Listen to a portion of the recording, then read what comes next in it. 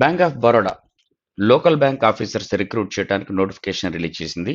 ఆ notification details అని కూడా ఈ వీడియోలో చూద్దాం. మీరు ఈ కాంపిటేటివ్ ఎగ్జామ్ మీరు కాంపిటేటివ్ ఎగ్జామినేషన్స్కి ప్రిపేర్ అవుతుంటే మీరు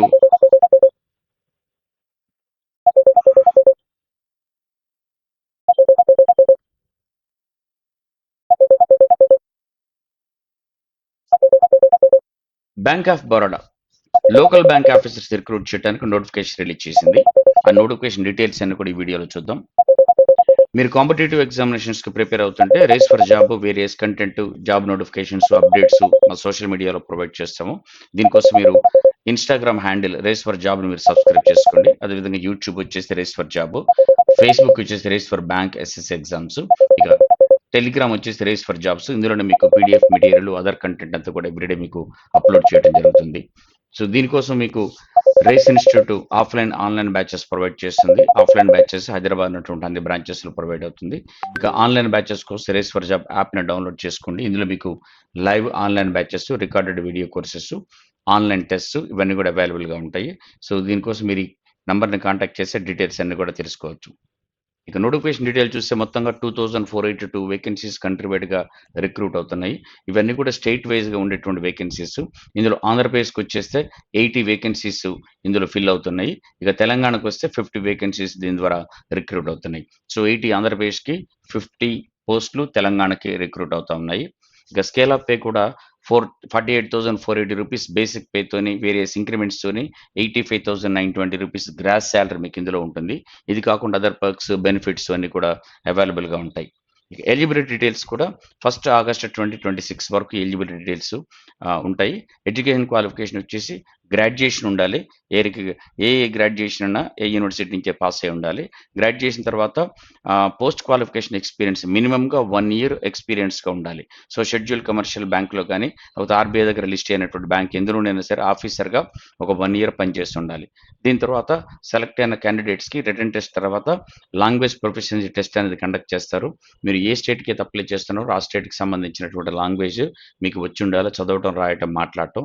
అయితే 10th క్లాస్లో కానీ 12th క్లాస్లో కానీ మీరు ఆ లాంగ్వేజ్ చదువుకొని ఉన్నట్టయితే మీరు ఈ టెస్ట్ రాయాల్సిన అవసరం లేదు. మిగిలిన వాళ్ళు మాత్రం ఆ టెస్ట్ రాయాల్సి ఉంటుంది. ఇక ఏజ్ కూడా వచ్చేసి 21 ఇయర్స్ మినిమమ్‌గా, 30 ఇయర్స్ మాక్సిమంగా ఉంటుంది జనరల్ క్యాండిడేట్స్‌కి. అది కూడా 1 ఆగస్ట్ 2026 వరకు 21 ఇయర్స్ కంప్లీట్ అయిపోయి 30 ఇయర్స్ లోపల ఉండాలి. రిజర్వ్డ్ క్యాండిడేట్స్‌కి అప్పర్ ఏజ్‌లో రిలాక్సేషన్ ఉంటుంది. ఇక అప్లై చేసుకోవడానికి 7th సెప్టెంబర్ లాస్ట్ డేట్‌గా ఉంటుంది. అప్పటి వరకు మీరు అప్లై చేసుకోవచ్చు. అప్లికేషన్ ఫీజ్ వచ్చేసి ఆహ్, జనరల్, ఈడబ్ల్యూఎస్, ఓబీసీ క్యాండిడేట్స్‌కి 850 రూపీస్ ఉంటుంది. ఇది ఇంక్లూజివ్ ఆఫ్ జీఎస్టీ. ఇది కాకుండా పేమెంట్ గేట్‌వే చార్జెస్ అడిషనల్‌గా ఉంటాయి. 175 రూపీస్ ఏమో SC, ST, PWBD ex service men, disabled ex service men, women క్యాండిడేట్స్‌కి పే చేయాల్సి ఉంటుంది. అది కూడా inclusive of GST, payment gateway charges అడిషనల్‌గా ఉంటాయి. ఈ ఎగ్జామినేషన్ సెంటర్స్ ఒకసారి చూసుకోండి. ఆంధ్రప్రదేశ్‌లో, తెలంగాణలో ఉన్నటువంటి ఎగ్జామినేషన్ సెంటర్స్‌ని మీరు ఒకసారి వీడియో పాజ్ చేసుకొని ఆ సెంటర్స్ ఏంటో కూడా మీరు నోటీస్ చేయొచ్చు.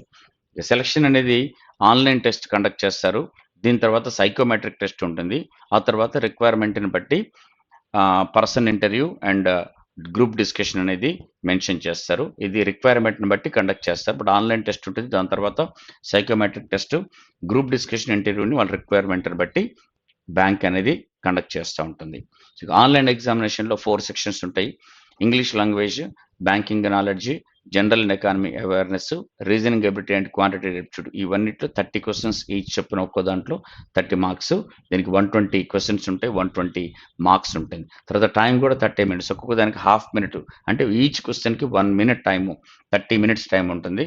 మొత్తంగా 120 మినిట్స్, 2 అవర్స్ టైం ఇస్తారు. సో, ఈ ఎగ్జామినేషన్ అనేది ఇంగ్లీష్ లాంగ్వేజ్ అనేది ఇంగ్లీష్‌లో ఉంటుంది. మిగిలినయన్ని కూడా బైలింగ్వల్ ఇంగ్లీష్, హిందీలో కండక్ట్ చేస్తారు.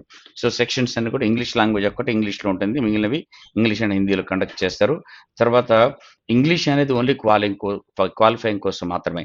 ఇంగ్లీష్ లాంగ్వేజ్ కాకుండా మిగిలిన 3 సెక్షన్స్‌లో వచ్చినటువంటి మార్కుల్ని ఫైనల్ మెరిట్ లిస్ట్ కోసం కన్సిడర్ చేస్తారు.